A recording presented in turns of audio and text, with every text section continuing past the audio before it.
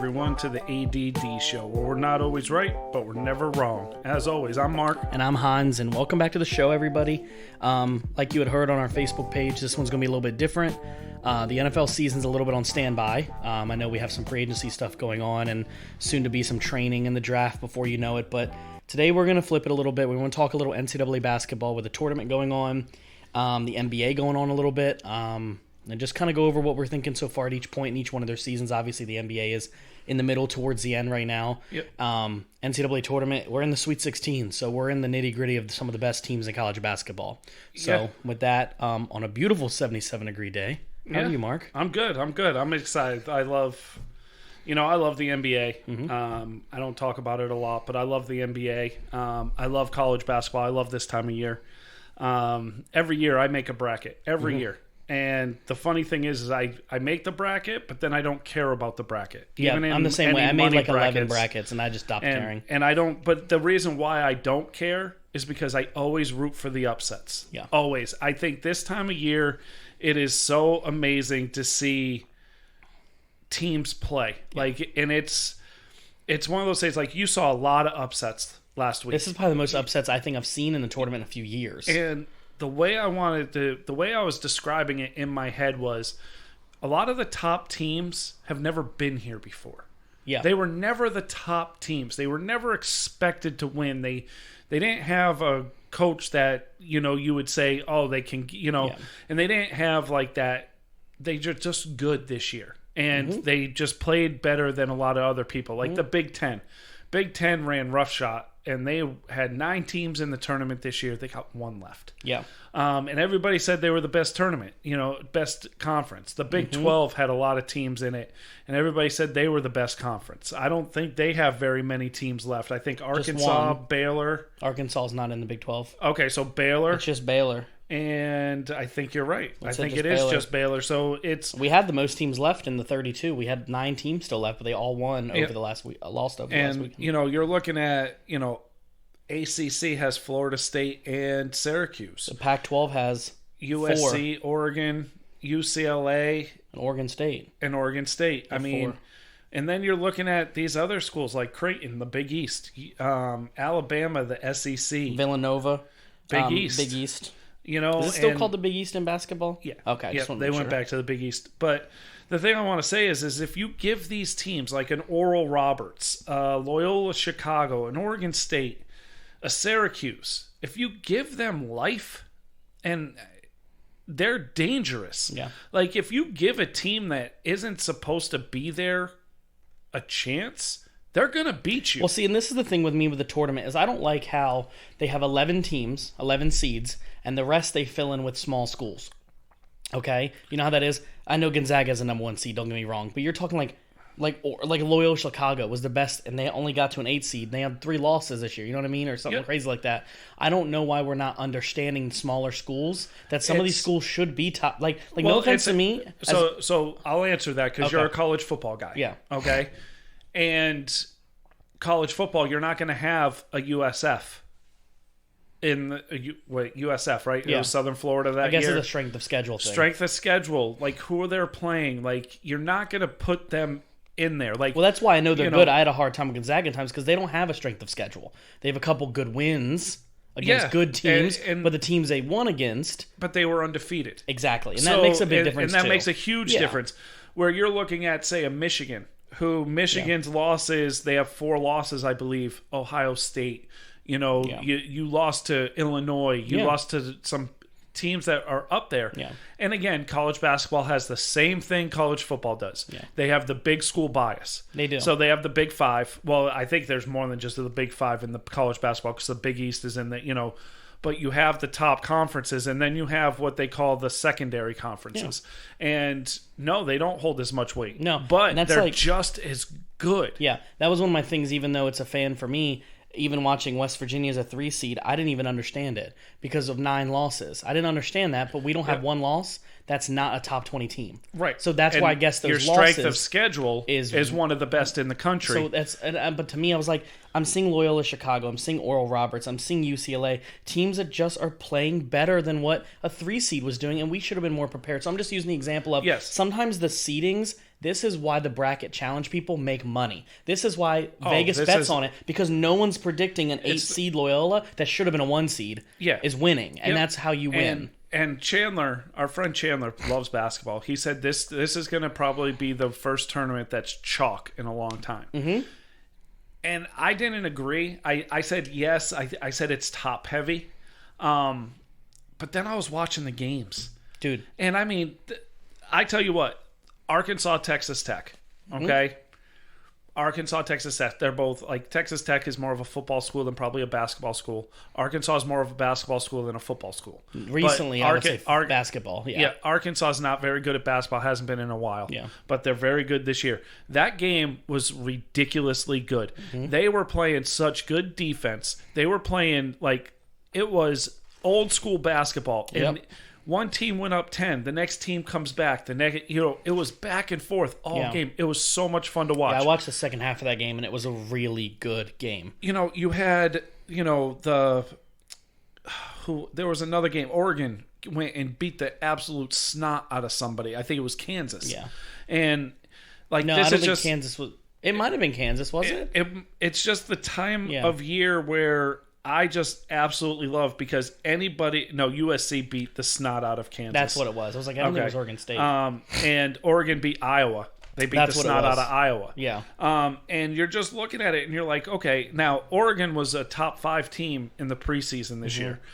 Then COVID hit. They got hit hard by COVID, and they didn't play for like 3 weeks, 3-4 weeks. And so then players started getting healthy. So they're a dangerous squad as a 7 seed. And having 3 weeks off will help you this late in the season too, because they played less games than a lot of other teams. But the game's Saturday, okay? So I'm going to read you the names, then I'm going to read you the seeds, okay? Syracuse, Houston, Oregon State, Loyola, Chicago, Villanova, Baylor, Oral Roberts, Arkansas, okay? There's a 1, a 2, a 3, a 5, a 8, an 11, a 12, and a 15. And that is ridiculous, right? That is just, that goes to show you the seedings mean nothing. Yeah, and like we were talking, and Malik, a friend of ours, actually agreed with me too, where we were talking about Syracuse. Yeah. And you laughed at me because I had Syracuse in the Elite Eight. And it was, and Malik said something before I even could say it. They're a matchup nightmare. Yeah. They're somebody you can't prepare for, because you can prepare for a 2-3 zone, but you can't prepare for a lengthy 2-3 zone. Yeah. And nobody on Syracuse is under 6'6".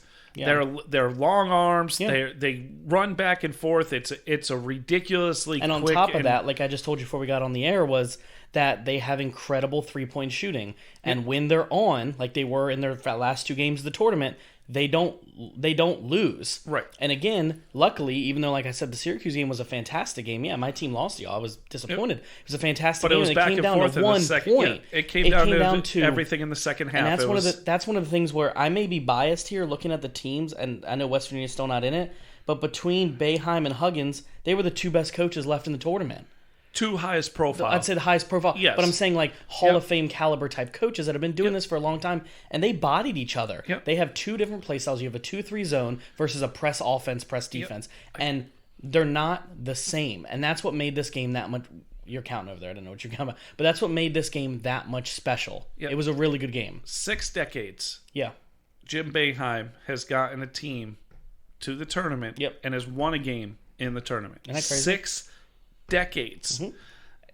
That to me, like, that's just ridiculous. But because he's old. Yes, he is. He's very old. He's older than he looks too, and he in his late 70s. Yeah. I say. So and then like the next Sunday's games are a little bit more what you'd call chalk. 1 and a 5, a 1 and a 4, a 2-11, and a 6 and a 7. Yep. Now the 6 and the 7 is definitely not chalk, but that's the closest of all the games where I feel like that's the one that it's going to be it's going to be a close game. Yeah, those 2 teams, they beat Kansas, who was highly ranked, and they beat Iowa, who was highly ranked, and I just find that awesome. Like, I'm not a big fan of the Big Ten. Yeah. I think it's overrated every year. I think Michigan's going to get beat this weekend. I really think this is Gonzaga's tournament to win. I really do. To me, watching Gonzaga they're good at everything all these other upstart teams have been playing well as right now. Yeah. And they're experienced enough where I do feel they've been here before. The coach has been here before. Mm-hmm. The players, last year there wasn't a tournament, but 2 years ago, like they're not young and they're not old. Yeah. So they have a great mixture of both. They have a lot of 4-year players they end up getting. They get players stay for a long time. I will say I will agree with it that this is Gonzaga's tournament to lose, and just being a Big 12 person, I will say if it wasn't for Baylor being there, I would say this is an E tournament. No offense to Michigan. Baylor's really good, and Baylor's being underrated because they haven't been there. They don't have a basketball name to them. Right. But I watched them play their season this year, and they didn't lose their first game till about 2 weeks before the tournament. They lost 2 back-to-back games. When COVID hit their team, they lost multiple players. This team's really good, too, and they're the best three-point shooting team in the country. Yes. And they don't have bad games. Yep. So I would like to see it become both ones, Gonzaga and Baylor. But to me, I think the part comes from with Baylor strength of schedule versus Gonzaga strength of schedule. I like Gonzaga. I really do. They're really good. But this is the problem with Gonzaga. Every year in the tournament, they end up breaking their team's heart at some point. This is about when they stop. This is about when they don't make it any farther, where the teams like Baylor, Arkansas, Florida State, Michigan, they keep winning because they understand what it's like to make the next jump, where I think their strength of schedule may bite the Zags, but I don't know. I would love to see an Arkansas-Baylor matchup in the Elite Eight. That'd be nasty. I would love to see that because Arkansas is that they just play that snot-nosed, like, in-your-face defense. They run. They play what's considered is something that we do at times when we were leading. It's like a half court press defense. They don't press you when you're inbounding, but they will press the hell out of you on the 3-point line, and then as soon as you pass it to a center in the paint, you have 2 more guys on you. Press teams are terrible. And it's the same thing I said to you before we played, is now you see that there's a week before the next group of games. Being that we are the press team that we are, undersized, if we had more time to prepare for Syracuse, that could have been a different matchup. But the 2-3 zone, you need a week to prepare for that. It's not easy. No. I know we didn't do the Elite 8 type stuff, but the next round, I have Baylor and Arkansas against each other. Okay. And I put that, and I have a circle next to it because I want to see that game. Because you have 2 completely different teams. One is completely efficient on offense, and the other one's scrappy. Arkansas doesn't want to see 14 seconds on the shot clock. No. They don't. They want to shoot the ball before 14 seconds. And if Baylor can slow them down, okay, Texas Tech slowed them down a little bit, but it wasn't, Villanova's a tournament team. That's what I call them. They're a tournament team. They didn't have a very good season this year, but they're a tournament team. They have a great coach, by the way. I can't think of his name right now. Syracuse is facing Houston. Houston is a very good team, but they don't shoot the ball well. So this is a good matchup for Syracuse, and I would love to see an Oregon State Syracuse or a Loyola Chicago Syracuse in the Elite Eight. I think if Syracuse can win this game, no offense to Loyola and Oregon State, I think this is the easiest bracket for Syracuse to be in. Because they don't have to play Gonzaga, and they're not going to have to go through Alabama either. And I think this is the best case for Syracuse if they can beat Houston. But Houston's going to be the toughest team they played yet. And that's saying a lot. I think West Virginia is going to be the toughest team that they had to face. I think probably defensively, and I want Syracuse to win. I bleed orange, but this Houston squad, every time I read about them, they're very good. They're a very good team. They don't have superstars on their team. The thing that I say is in Syracuse's favor is they don't shoot the 3 very well. And they're not very efficient. They do a lot of offensive rebounding and putbacks, where Syracuse, if they're hitting and Houston's not, this is a very dangerous game for Houston. That was the problem with West Virginia, was that we don't shoot the 3 very well. We are really good in the paint and mid-range jumpers, and we happen to hit 40% from 3. Still not good enough to stop Buddy Boeheim. So think about, Houston's going to have to be on their game, or they're going to have to stop the 3-point. And that's the thing with is Syracuse is the tallest 3-point shooting team I think I've seen in the tournament in years. And I watched every year. I don't get this much in depth that we've done since this podcast. I watch sports and I just float through. But now I'm watching every game. And I used to only watch West Virginia and a couple other teams, but now I'm watching every single game because now I'm realizing how much more interesting some of these other teams are, and it makes me respect other teams other than mine. And that's why I love this time of year. Now, so let's do this. I'm going to read the games. Okay. And let's pick the win. Who we think's going to win. Okay. So Syracuse, Houston. I have Houston winning. Okay. I'm going with my heart. Okay. I really am. I'm going with my heart. I'm picking Cuse. I'm not picking against them. In the bracket, I had them going to the Elite Eight. Yeah. So I'm going to stick with that. If they win here, I'm not picking against them for the rest of the tournament unless it's Baylor or Gonzaga. Okay. And I'll change. The podcast heard that because that's 3 times I picked against them. And if they win, good for them. Well, let me say this real quick before we go to the next game. They have the ability to win this tournament. Yeah. Absolutely. They have the ability to take on any of these teams because they have a Hall of Fame coach and knows how to get these players through this because he's done this once before, all the way to the end. Oh, yeah. So, even though I have Houston winning this game, I just think it's a bad matchup if Houston shows up. Other than that, I'm picking Houston for right now. Okay. Oregon State, Loyola, Chicago. I got Loyola. All right. I like them. I think there's something about them every year. I just Sister Mary, you like Sister Mary? My Sister Mary had West Virginia in the Final Four. I love her. She might have cursed us though. I'm not going to pick against Loyola Chicago, but I love Oregon State the way they're playing. Yeah. They got a good roster. I just think Loyola Chicago again is experienced that team, and now they're experienced. But this team 2 years ago.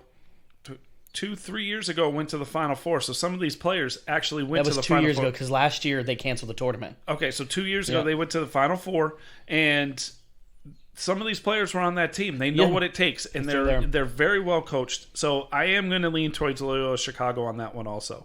Villanova, Baylor.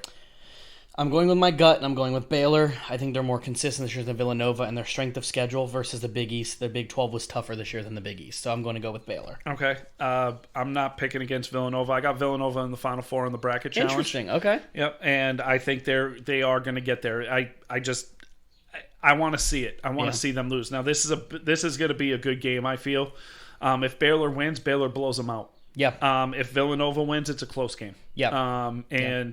That's how I feel. I think if Baylor wins, it's going to be not even close. I think to me, when I pick these games, I'm picking to the teams that I've seen most consistent every week throughout the season. Okay. Versus, like I've seen Villanova have games where I'm like, what are you doing, Villanova? Whereas Baylor's been the Gonzaga every week against Kansas and Iowa States and big teams. So I think to me they're playing more consistent. But all these teams, again, I'll repeat it like I did with Syracuse. All these teams have the potential to beat any of these teams. Yes. None of these games are a lock. And we'll get to the one at the end, too, that's still not a lock. Oral Roberts, Arkansas? I have Arkansas. I like Oral Roberts.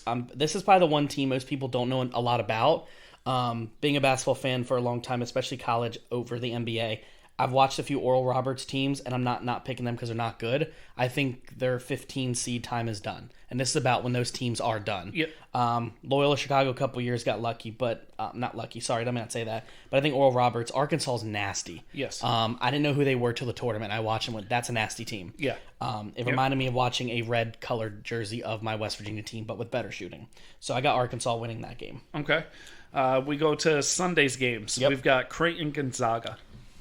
Creighton has the ability to win this, but I don't think they will. I think Gonzaga's going to take it. Yep. I think Villanova's the better Big 12, the Big East team here by far. Okay. Over Creighton, so I'm gonna go with the Zags. Yeah, I got the Zags winning the tournament. Yeah, and I said this. I don't think the Zags have a close game in this tournament. Yeah, that's just my feeling. That's just the way they've played all year. They've had one close game. It was against West Virginia. Yeah. And it's it's interesting, but I think Gonzaga wins this game handily. I remember that another team that Gonzaga beat. They beat by 15 points in the beginning of the season. They beat Kansas, a team that just got blown out in the tournament as well. Yep. So that's why. So sometimes with me with Gonzaga, it's tough because the strength of schedule says a lot, and it doesn't mean they're not a good team. I want in my head to think they're really good, and I know they are. Oh, but it's a hard part. And their track record isn't very good for being in the tournament. No, and where they play, the average team they play has like 15 people in the like they play. I think they play in the WCC, the West Coast Conference, or whatever it is. Yeah. It's small, and it's either them or Mount St. Mary's. BYU. Yeah, and Mount St. Mary's are in it. Yeah, so and I like Gonzaga. Maybe this is the year they prove me wrong. Yeah. I hope that is. But I got the Zags winning, and I have them winning by probably double digits. Okay, I call this the game of the weekend. Yep. This next game, Michigan, Florida State. Yep. You've been going first, but I got Florida State. Florida State to me is a team that Michigan can't beat because of the style, the way they play. Yeah. They're matchup nightmare. They're long. They're lean.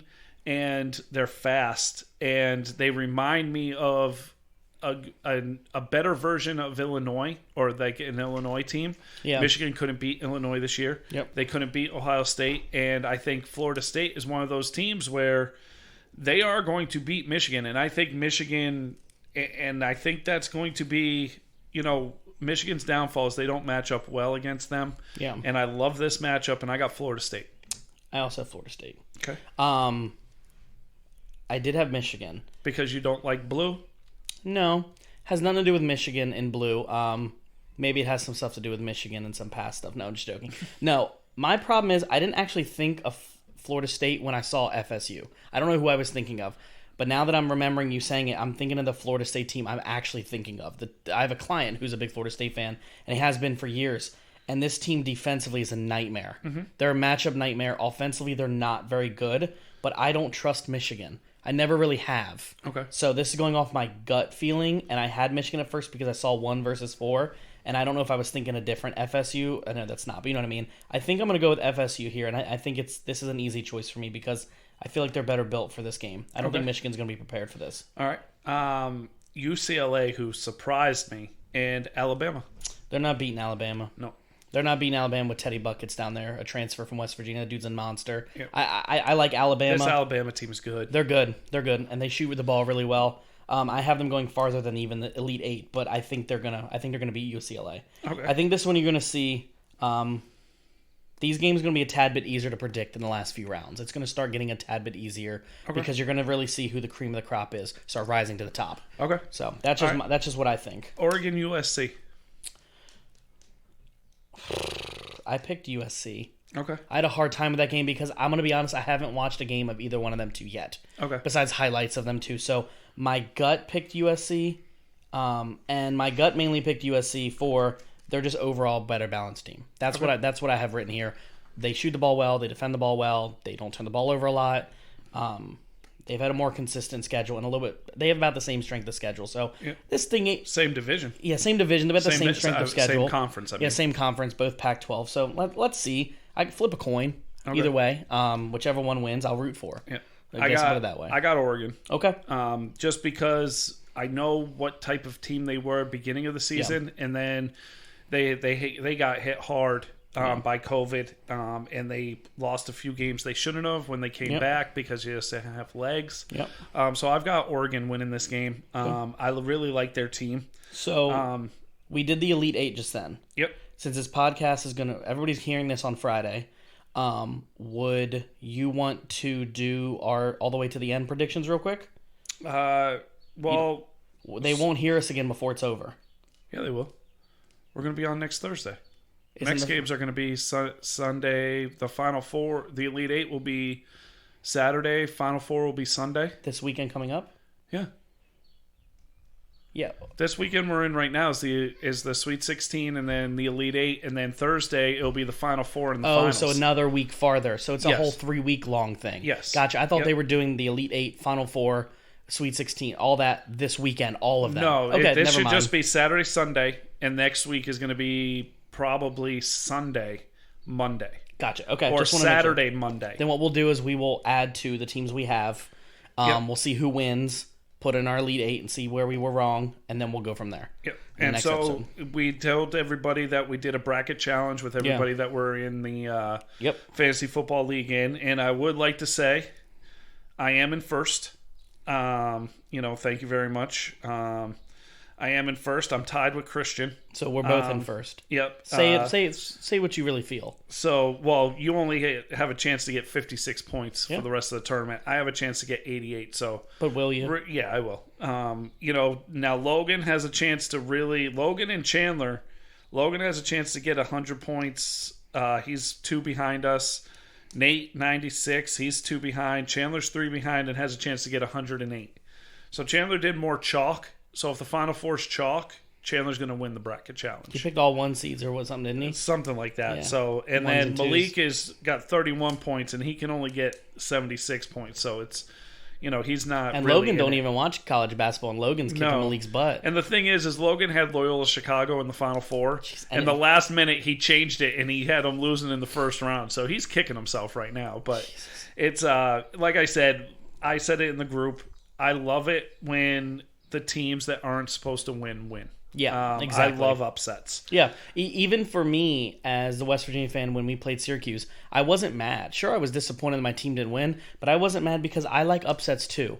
And when all the guys listen to this, they're going to laugh at what I just said. They're saying, you're a West Virginia fan. There's no way you were happy that Syracuse won. I'm going to root for Syracuse. I want them to beat Houston. I don't think they are, but I'm not mad that they beat him. Like, oh, screw you, Syracuse. Like, no, that was a really good game. That was a really good team. That was one of the best games we had all year. Yep. And I was happy to see. I want to see every single one of these games upset in the Sweet 16 if I could. Yep. I don't think that's going to happen, but I'd love to see Syracuse win, Oregon State win, I think Loyola Chicago over Oregon State's an upset, but Oral Roberts smacked the teeth out of Arkansas's mouth. I'd love to see it. Oh, yeah. But I don't think that's going to happen. I think this is where the cream of crop shows up. Yep.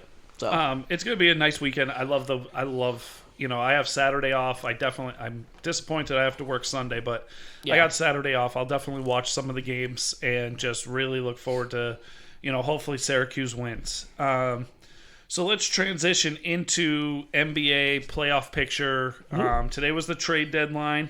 Really disappointed my team didn't make a trade. Yep. They need it. They're in danger of not making the playoffs. Yep. They have the two best players in the game are hurt. Yep. And LeBron and A.D. are hurt, and they're not coming back anytime soon. Nope. And the Lakers are in a lot of trouble. Yep. I'm going to say that I thought they were going to make a big splash in the trade deadline. They didn't. There's not a lot of players that are getting bought out that you would say will make a difference. Well, this is the thing I saw today, and for the show, let everyone know that I'm not the biggest NBA fan as I used to be. I used to be a bigger fan now, but then it just to me seems more of a headache at times. But again, I understand enough to talk about it. Bradley Beal and Lowry were two of the biggest names discussed about trading to the Lakers. Either one of them would have made a great asset. But here's the difference, though. Any team, let's use the Wizards, for example, as a Wizards fan. You're going to trade Bradley Beal there. What are you going to get in return? Because Bradley Beal is the leading league scorer right now. So would you get a first-round pick this year? Maybe first-round pick next year? What you would get in return is a couple players that are good players with expiring contracts and a draft pick. And that's what you would have gotten. And as for a rebuilding team, those expiring contracts you can flip. I think for somebody like the Wizards who like Bradley Beal and would like to keep him till his retirement days sometimes, I think Washington's problem is coaching, obviously, but that's just me. That's one of their biggest problems. But I think for them to trade Bradley Beal to someone like the Lakers, the 26th pick in the draft doesn't sound enticing to the Wizards. No. And I think why a lot of these teams didn't trade Lowry or Beal is because the Lakers have two guys and a lot of really decent guys, and the Lakers can't give up the core they have right now. Nobody traded for Lowry because nobody wanted to give him a 2-year, 25. I think it was actually 2-year, $50 million contract extension. Yeah, Beal's on some crazy money. He wouldn't accept any trade unless they signed him to a 2-year, $50 million extension. And nobody's paying Lowry that. Like the Sixers can't pay him that. The Lakers can't pay him that because of the cap situation. So it's one of those things where Lowry, I could see now. Beal, he loves Washington. Yeah, he does. And that's the thing. So, like, if you have a player that's under contract that loves to just play there, you are going to ask for the moon. Yeah, and he has said it before that it's not about winning titles. He likes being here, and we hope that's the case. But to me, being like something like an Orioles fan, which is probably something we'll talk about in the next few weeks, it broke my heart, but I loved it when Adam Jones left. It broke my heart, but I loved it. You know why? Because I wanted to see him win. Okay. I wanted to hope that he won somewhere else. Markakis, the same thing. Hopefully Chris Davis can do the same one day. But it's the same thing. Davis, he won't. He'll barely see the field this year. So it's the same thing with me when it comes to Bradley Beal. Like, sometimes I love him, and I loved seeing John Wall go. But same thing with Bradley Beal. As bad as the Wizards are, I want to see him succeed somewhere else. And I was kind of praying that the Lakers would make this trade today and acquire Bradley Beal. Because if you're not having LeBron James and Anthony Davis for about another 20 days, this would be a decent help to help win some games. Yeah. Now, the thing is I feel like Denver, made a couple good trades. The Celtics made a good trade. It's not really like Charlotte lost the Ball brother. They lost LaMelo he got for injured. the season. Broke his wrist.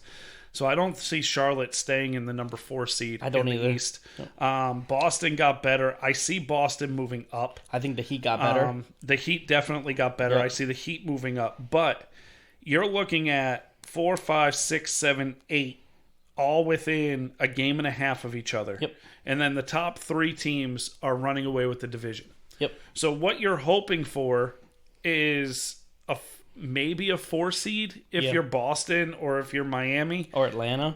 Atlanta's on an 8-game win streak. Yeah, and they didn't do anything to improve, but they're winning. They're winning games, which brings them up. Indiana made a couple deals. Chicago made a couple deals. I mean, Chicago's only a game and a half out of the playoffs right now. Exactly. So the East is really interesting. And I mean, look at the Knicks, 500 for the first time probably this late in the season and forever. And think about it. Somebody like the Hornets at the 4 seed right now is a 10 seed in the West. Yeah. I mean, it's the East disparity. is bad. The disparity is awful. The East is bad. The Sixers are a good team, but they will not win the championship. No. I will say that right here, right now. When I said this, when I did my notes today, I looked up the 76ers, and in every statistical category, whether it's points per game, defensive efficiency, 3-point, free throw, all the numbers, they're not first in any of them. And in most of them, they're not even top 5. Yep. Whereas the Bucks, the Nets, Jazz, and Suns are the tops in all those categories. Yep. The Nets, to me, are interesting because they have the big 3. Yeah. But I don't see those 3 really knowing how to play with each other yet because they haven't. Yeah. They have the ability to win a lot of games, but I look at it like this. The teams, if you think about this, and I told everybody a few minutes ago, I don't watch a lot of the NBA, but I do know 2 things about the West. The Suns and the Jazz are 2 teams that have had the same core of guys for 3 to 4 years now. Yep. And they're deep. They're led by the same guys that they've had for years. In the shadows of the Warriors and the Lakers a few years back. Yeah. And Houston. Denver's Portland, the same one. I know Portland, same thing. Even the Lakers and Clippers now have. But the only team really in the East is really the 76ers, but they just had a huge overhaul a year ago. Yeah. I mean, if you think about it, Golden State is 10th place in the West. They'd be a 5 seed in the East. Yep. Like it's the thing. Like, and Malik's been saying it all week in the group chat. All week. Lakers are in trouble. Lakers are in trouble. Lakers are in trouble. All I have to say is if the Lakers make the playoffs, they're making the finals. Exactly. And they have 2 of the top 5 players in the world on their team. I am convinced of that. Okay, this team is the best team in the league with those 2 on the floor. Yeah. Now, if they do not come back before the regular season is over, it's going to be very hard to make the playoffs because, well, I don't think San Antonio is going to make it. I think Memphis and or Golden State overtake San Antonio. Yeah. Dallas is very scary to me because if they figure it out, that's a dangerous team. They got a good coach. And Portland is always dangerous, but never shows it in the playoffs. And Denver was the number 1 or number 2 seed last year. They were the 1 last year. They were the 2 because Lakers had number 1, didn't they? No. So then they were number 1. Lakers had 2. Okay, and Utah, like you said, Utah's scary. But Utah, again, I thought Utah was going to be really good this year. Last year, Phoenix, Denver haven't won anything. Yeah. Can you get over the top? And they have solid lineups. Yeah. Especially in a year where this is technically the year where you should try it. Now the Lakers are dropping. If I'm a top 3 seed, I'm scared right now because say the Lakers drop to 6, 7, or 8. You're in trouble because that team healthy is going to beat you. Yeah. I don't think Phoenix has enough. I'm not a Chris Paul believer. I'm not. Yeah. He has made the difference and made this team.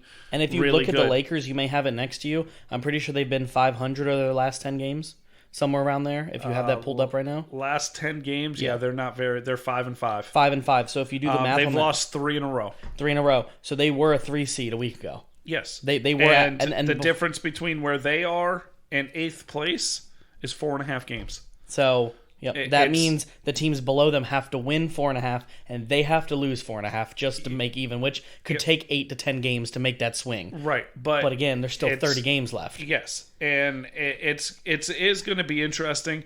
I do think the West is a lot more competitive than the East, but the East in the middle, personally, I don't want to. If I'm on the top, I don't want to play Boston.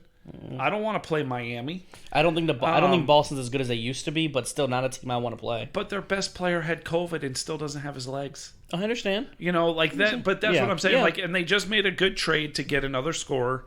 They have a good core that has been there before. Yeah. And so that's why I will not bet against Boston. And I think Boston is dangerous. If I'm Philly, Milwaukee, or Brooklyn, I do not want to play Boston in the first round. I want Boston to make the 4 or 5 seed and be able to play that first round game against somebody that's just like them. Mm-hmm. And that is why it is the East is interesting to me. Now, Indiana has a chance. Chicago has a chance. Toronto possibly, doubt it.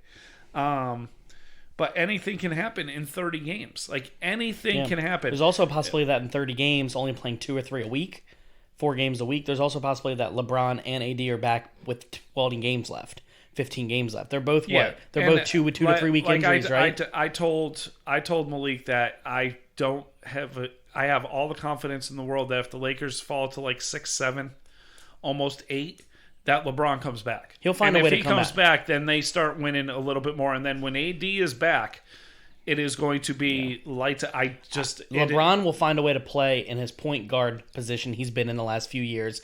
Find a way to play even with his injured ankle in a way. If they have 20 games, like let's say 10 games left, and they're hovering between 6 and 8, and he's watching every night. We're still 8. We're still 8. We're still 8. I don't need to come back. And they end the season 8. He won't come back till the playoffs because he knows even as an 8 seed, he's not scared of anybody in front of him. No, that's the one thing about being that's the difference between being a good player and one of the greats of the game, because you don't get scared of playing Utah in the first round or the Phoenix Suns in the first round. Honestly, the Clippers are the scariest team they'd have to play if they played them again. I'm not even scared of the Clippers. That's what I'm saying. But of these teams, Jazz and Suns are good from what I've seen. But again, they haven't done it every year, whereas the Clippers have that other amounts of talent as well. Whereas still, you look at this. The East and the West, all these teams are good. That's the thing. They're all really good teams, but again, at full strength, the Lakers are above all these teams we just named. I actually absolutely love that Atlanta and New York are battling for the playoffs. I think the NBA is a lot more interesting when New York is involved. And New York's actually done a very good job drafting. Finally, trading, in the first time 50 years. And Thibodeau is a great coach. Yeah. I'm sorry, Tom Thibodeau is a great coach. Yep. But, again, can you match up in 7 games against the top teams? And I'm sorry, if LeBron and AD are healthy, can any team in the NBA beat them in 7 games? In 1 game, anything is possible. That's why I love the NCAA tournament. Yeah. But in 7 games, the best team always rises to the top. That's why I've made the joke before saying that it'd be funny if the NCAA tournament was moved to 32 teams, but every game was best of 3. And you'd see a completely different tournament end up happening for a lot of teams. Because it gives you that chance to say, okay, I know what you're going to do now. And that's the thing, but the NBA is like, but I don't think any team in the West right now, no matter who plays, and I haven't watched a lot, but I have looked up stats and trends. The Lakers fully healthy, nobody's beating them in 7 games right now in the West. I just don't see it happening. Yeah. In my opinion, I don't see it happening. Yeah. No, and I mean, it's one of those things, but I mean, to piggyback on what you just said, like if you made the tournament best out of 3, it wouldn't be watched. No, exactly. No. And the reason why it's the most bet on and viewed sporting event of the year is because of the fact that it's one and done. Yep. You have people say, I remember when I was younger, I was in my 20s, and my brother lived out in Reno. It was like 50 years ago? No, a couple, 20 years ago. Okay. I was probably 23, so 22 years ago. Right over your head. No, I know, yeah. But I went to Reno for the first weekend of March. I was there for the first weekend of March Madness. And, oh my God. Like, my brother had to work, and he had me hanging out with a friend of his. And this kid had a binder, a 3-ring binder about that, like, thick. One of the biggest 3-ring binders. Stats and trends at points versus the spread of every single team in the tournament. He had about 5 pages on every single team in the tournament. And I'm sitting there going, okay, yeah, I watch college basketball all the time. I know what I'm doing. And I'm going up and I'm picking games, and he's sitting there and he's like, nah, you didn't win 1 game on that ticket. This man won so much money that first weekend. And I'm just like, what? He goes, listen. He goes, I understand you watch. He goes, but do you watch these teams? Yep. Do you watch every team? Do you know what their schedule's like, or what their points versus the spread is versus this? He goes, when you bet on these games, you not only have to watch the point versus the spread. He goes, but what kind of team are they?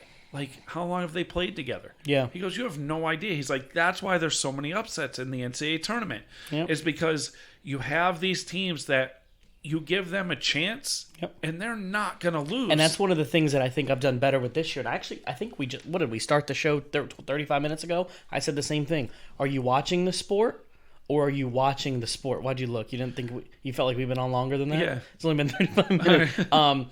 Whereas for me, am I watching the sport, or am I watching the sport? And that's something I've had to do recently with NCAA more and doing better with football because of our show, obviously, where instead of floating through the games, I'm now watching the sport. So when people say, did you see play 14 in the second quarter? I'm like, yeah, I remember that play because I'm watching. And that's what that guy did. That guy wasn't just watching the games. He was studying the games. And that's what I want to, that's what you want to be as a sports fan. That way you can predict these tournaments. Yeah. And the thing is that's the way I was brought up. Yeah. Like my wife, she makes fun of me all the time because I can quote you stats or who players were from the 80s, 90s, and, you know, all this stuff because my dad brought me up to pay attention to every team, not just your team. Yeah. He made me watch, and I watched sports. I had my favorite teams, and I paid attention, and I rooted for them, but I watched sports. It wasn't just my team. Yeah. And even, I think what even helped me out even more is I grew up in New England. Yeah. I don't like one New England team. They're not my favorite team. I'm a Bruins guy. Yeah, but you're a Lakers guy. Never mind. You know, the Lakers, the Orioles, Syracuse, and it's kind of New England, but it's New York. No, that's not New England. New York. Don't even. You know what? You're not allowed to go to New England anymore by saying that. Like I've been there before. My friends will shoot you. New York and New England aren't even close to the same. Let me ask you something. Are the people in Cape Cod going to shoot people? Yeah. We shoot people. Do you up there? Yeah. Okay. Yeah, there's guns. You know, they hunt. So you guys hunt flipper? What do you guys do with it? Hunt lobster? But that's the thing. Like, I paid attention to every team. Like I paid attention to, you know, teams that I had no interest in because they were on TV. You know, and my dad was watching them, and it was one of those things where that's where, like, I loved watching tendencies. I loved finding out what made teams better than this and seeing the matchup when they would play my favorite team and everything. And that's what I was just talking to a friend of mine the other day where I was saying, since I've watched football more this year than most years, trying to pay attention to teams that aren't mine and understanding trends, tendencies, things that people go, why do you think this team's going to win? I was like, well, overall, this team's done this over the past few years. I've even done it in other sports, like with baseball, that I want to start getting more into, even with me watching NASCAR. Trends. And when you follow these trends, they actually predict winners. Yeah. And it's actually crazy, that guy with the binder, you said that. And I was like, if you have that kind of information in any sport, well, not only does it make you know more about the sport, it makes the sport more fun. One of the worst things about watching sports is not knowing enough. It's kind of like tennis and golf for me. I don't know anything about it, so it's boring to me. But the more you learn, the more you enjoy it. Yes. And that's one of the things with football or even baseball, any sport. The more you learn, the more trends you learn what the numbers mean. You actually enjoy the sport, even if it's not your team. Right. And, I mean, to piggyback that, like baseball. Yep. Baseball, out of every sport, is my favorite sport. Mm-hmm. I won't watch a game, though. I won't watch a full game. Yeah, I'll watch, you know, bits and pieces here and there, and, you know, and it's one of those things where I'll follow the stats, I'll follow the trends, I'll follow the win-losses. I'll watch probably maybe 30 games in this year, you know, maybe. But I will listen to the Orioles games. I will pay attention to Orioles. I will pay attention to, because the Orioles are my favorite team. Yeah. And I also see the trend of the Orioles going up. And they're exciting. I love the young players on this team. The Orioles are going to watching these young players. And if any of these, like, I'm watching, paying attention to spring training. Yeah. And these young guys are so good. And they're the number 5 farm system in Major League Baseball. I just sent you that the other day where I was talking. I even said this with a client of mine. They were saying, dude, the Orioles are bad. Orioles are bad. Orioles are bad. For like 3 years, I've worked on this client. And I said, are you ready to see the Orioles finally take and start getting closer to the World Series, like to the tournament itself, the World Series tournament, whatever it's called, and getting closer. And they're like, well, what do you mean? I was like, we traded everyone away for the top players in Puerto Rico, the top players in Dominican Republic, the top players in the U.S. So now we have the number 1, 5, and 11 pitcher in the country on the minor league farm. Yes. We have the best catcher in the league at 19 years old in the farm system. The thing is you work in Salisbury. Yep. Really close to Bowie. Yep. I think, right? No, Shorebirds. The Shorebirds. The Shorebirds, yep. Shorebirds is going to be fun to watch this year. Yeah. Because they lost like 5 games last year. A lot of these guys are going to be there. Yep. Like Adley Rushman's going to be there. The number 1 prospect in the... He played in Bowie last year. Bowie's above he was in Bowie. Because Delmarva was shut down. They didn't have minor leagues last year. Because usually Delmarva is the lowest. No, and then Delmarva, it's Bowie, then Frederick Keys. The Shorebirds were AA.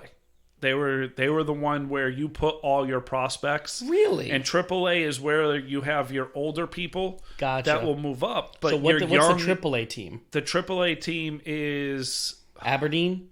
No. It's not Frederick Keys anymore. No.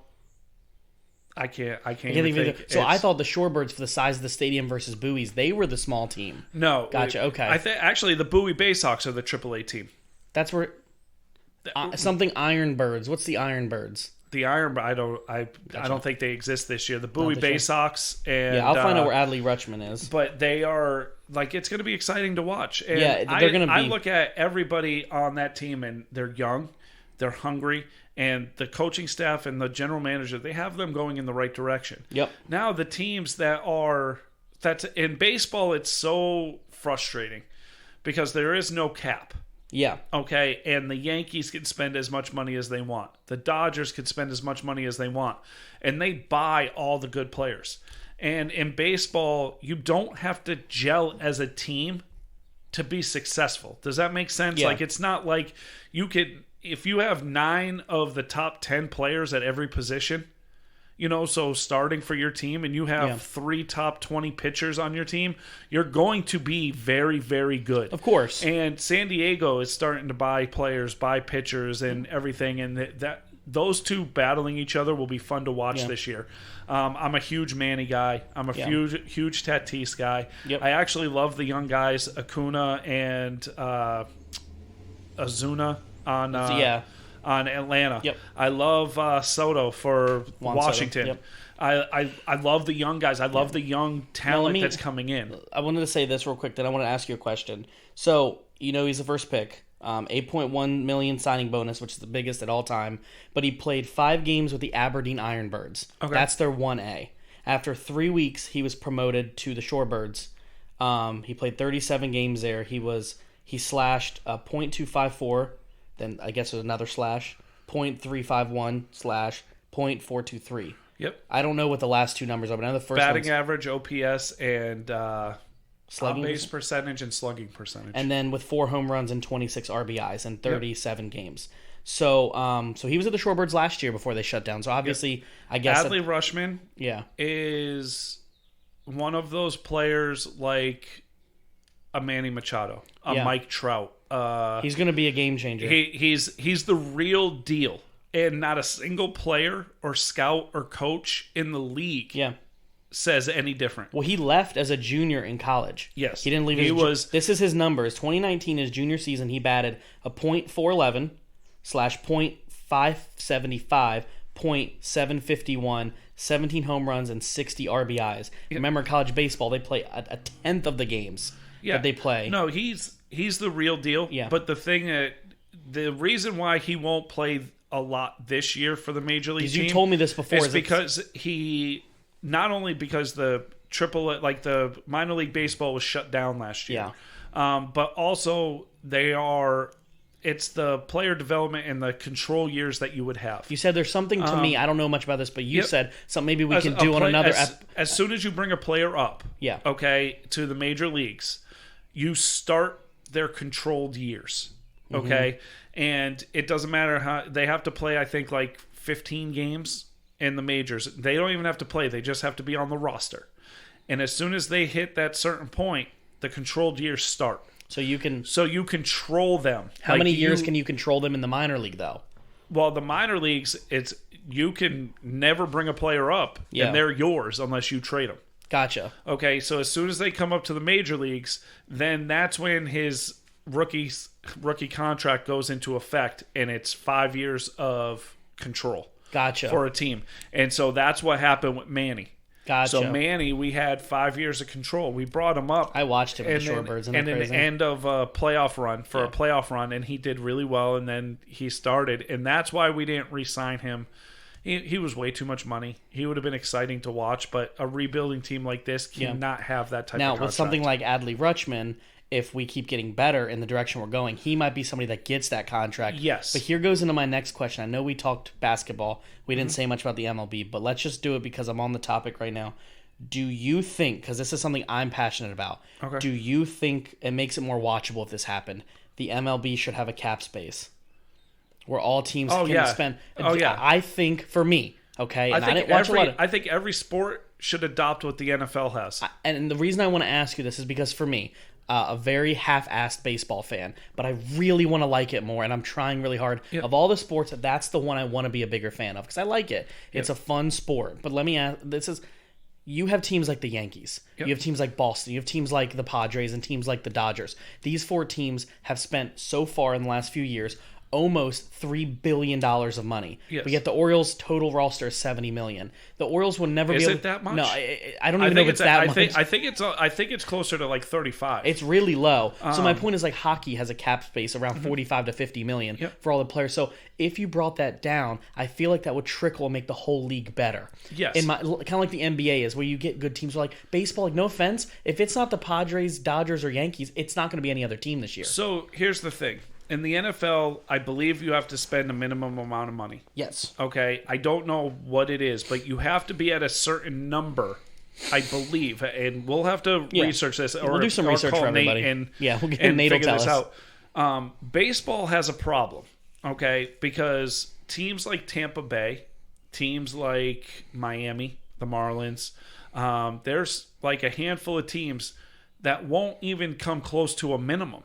Because they don't make enough money in the first place.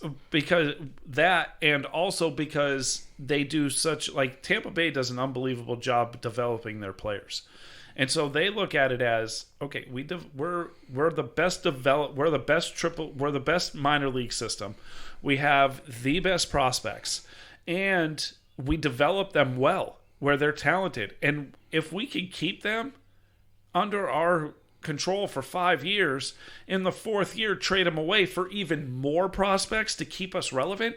Tampa Bay is always in the top 2, top 3 in the East, in the American League East, which is the toughest division to be in. Yeah. And so, but you have the Yankees and the Dodgers that probably would refuse. It would be such a huge battle. Yeah. And nobody wants that. Where in the NFL, nobody wants a cap space in the MLB because the Yankees would complain. Right. Everybody wants what the NFL has. Every major franchise, every major sports wants what the NFL has. They want to be talked about 365 days a year. They want to have every team in it until the end.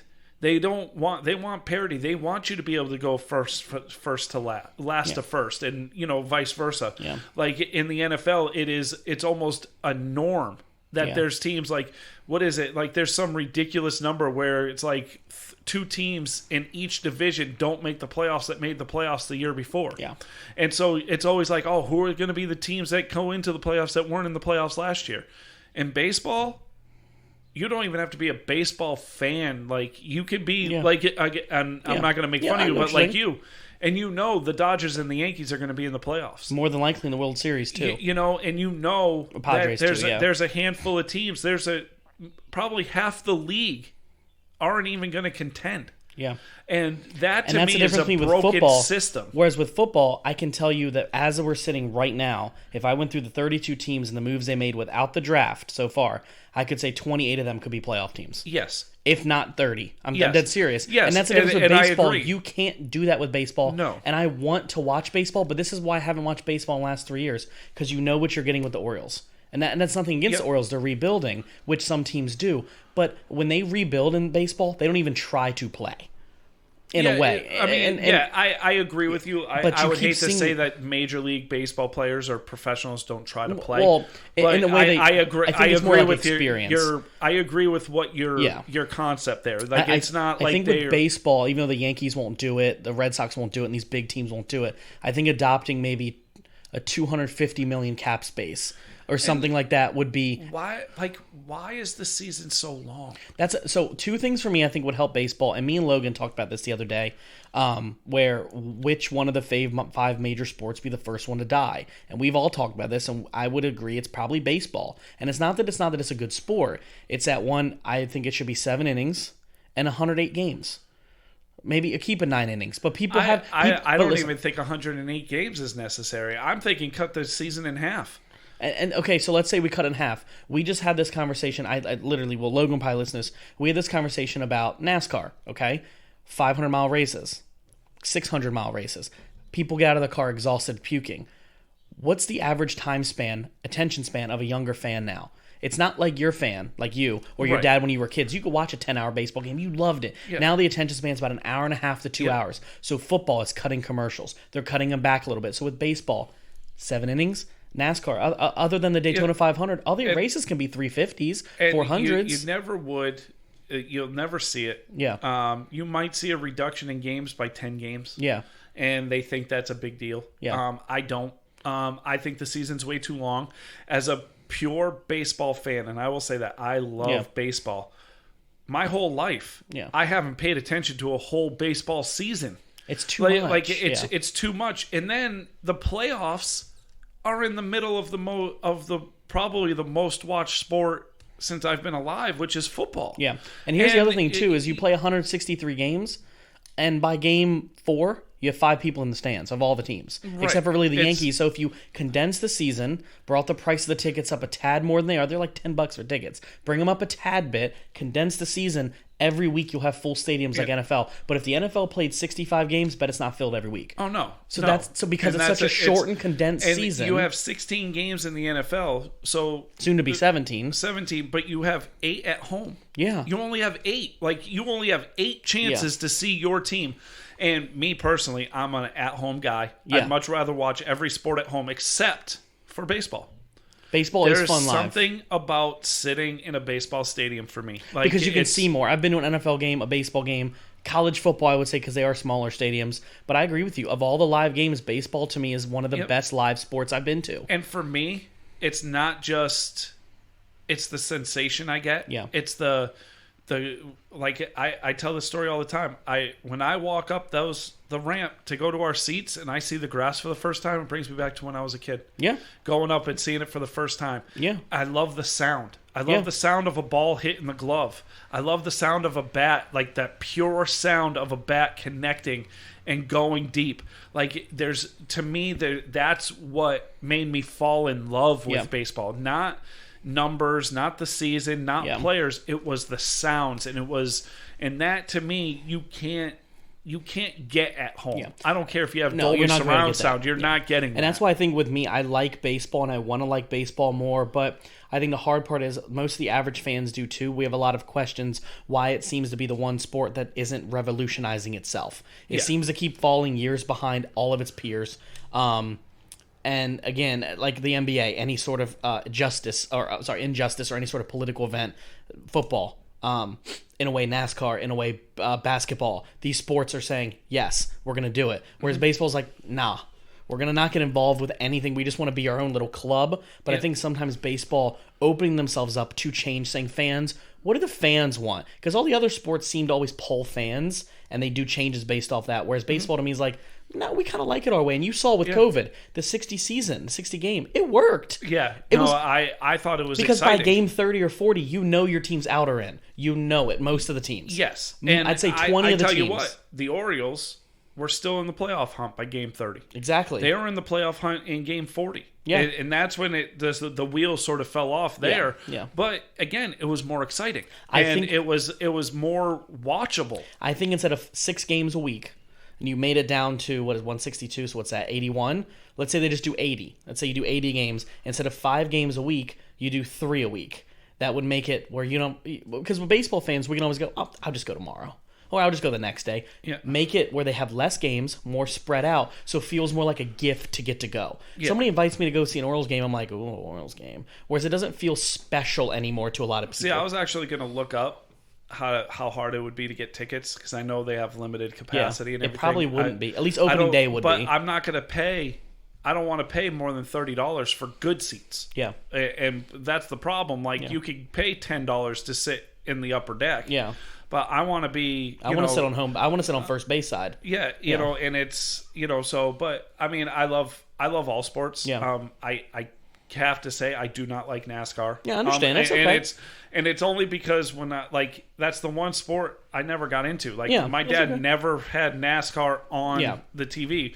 Golf, even tennis. Like, I paid attention to tennis. I watched a video the other day, and I didn't really say it when I mentioned NASCAR, but I watched a video the other day on YouTube, and it was like one of the reasons why people don't watch NASCAR. It's not because they don't. It's a fact, right? And I just said about tennis and golf. NASCAR is one of those sports that you will hate because you know nothing about it. It's just like golf and tennis. But the more you know, the more you enjoy it. Yeah. So people like me, I don't know a lot about baseball. I don't know what on-base slugging percentage is. I just made that up. Again, but the more I know... I mean, it's an actual stat. I know, but like, I don't know what slugging percentage means. On-base percentage or slugging percentage. So it's like a slugging percentage, how hard you hit the ball? It's like home run or extra base hit. Okay. So to me, I don't know that, but the more I know, the more I want to watch. Like, the more you know the drivers, the more you know the tracks and what the engines are, the more you gravitate towards it. And that's why... See, here's the thing, though. Maybe not you. I'm just saying in general. No, it's how long the races are. I could care less. Yep. Like, I'll turn into a baseball game in the 7th or 8th inning if it's close. Yeah. You know, and that's me as a baseball fan. I'll tune in at the end of the season if they're in the playoff hunt, but I'm not watching the middle. That was exactly what my show I listen to every day, the NASCAR show I listen to, said exactly today. They took guests in and called them and said, do the races need to be shortened? They said, other than Darlington, which is a big crown jewel, Daytona, Bristol, the big 5 or 6 races that are long. Everything else, there's no reason for more than 350 miles. There's no reason for more than 190 laps, because the race over the weekend... I think about that, 350 miles. That's me going home. Yeah. Well, it's 350 miles, but it's like 138 laps. But what I'm saying is, for the last race, it went 112 laps without a caution in a circle. Yeah. So for a lot of people are like, all right, I'm gonna go use the bathroom and just not come back. So you want to find a way for all sports. And the reason I brought up NASCAR is I wanted to go back to baseball. There has to be a way to keep revolutionizing the sport in a way to keep people interested. Yeah. And especially you love baseball the way it is, but the short attention span millennial and Gen Zs don't. And that's just something that we all talk about in the group. They got to find a way to just change a little bit. Because I want to see baseball succeed. I don't want to see it go away. Right. But it is one of those sports when my team's good, I watch. When it's not, I don't. And I want to feel pulled into other teams. But I don't like that 2 or 3 teams are spending the most money because they can. Right. I feel like that's a little bit more... I just wish it was a little more equal, I guess, in some ways. But I mean, this weekend we got basketball. Yep. We'll talk. Thursday, Orioles opening day. So I think Wednesday's opening night for baseball. And baseball will be in session. You know, more football will be talked about. We'll probably pick up a little bit on the football talk. Yeah, our next few episodes will probably be a little mix-up like tonight was. There'll be a lot going on. But other than that, I mean, I'm excited for this weekend. Like I said, I love the tournament. And baseball's coming back, so I'll be watching ESPN a little bit more than I usually do. But yeah, probably me too. But other than that, I'm excited. So yeah, let's go. Let's have a great tournament. Other than that, everybody have a great weekend. All right, go Cuse.